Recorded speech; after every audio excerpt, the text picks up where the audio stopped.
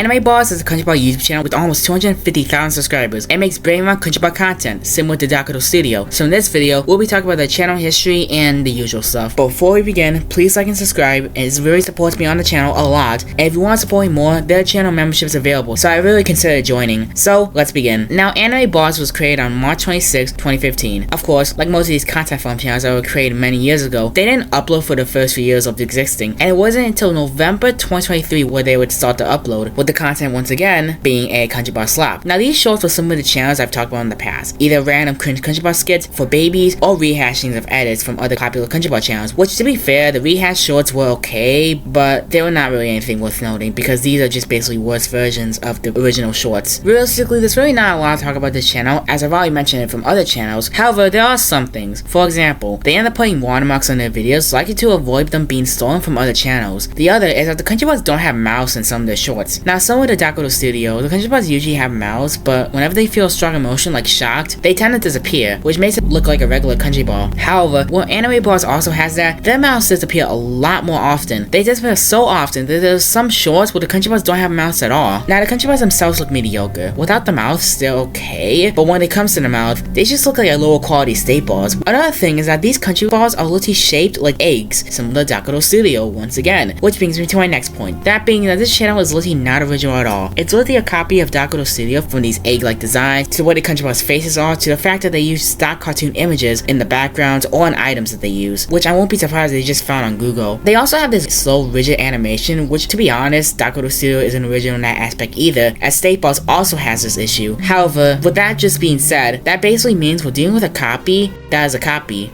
Yep, this community is super unoriginal, and it isn't just the designs. The sound effects are also what you expect from a channel like this. In fact, if I were to remove the watermark and show you this channel and Dokdo Studio shorts side by side, and I said they're from the same channel, I honestly won't be surprised if people actually believe me. That's also probably why they have the watermark to begin with, since they don't want people to confuse them with Dokdo Studio. The type of content they also make is also just not original. I've already mentioned the fact that they made rehashings of edits, but soon they just changed that from just making cringe skits. Some childlike scenarios that you'll probably find watching a video on YouTube Kids, and others making cringe childlike skits on stuff like wars.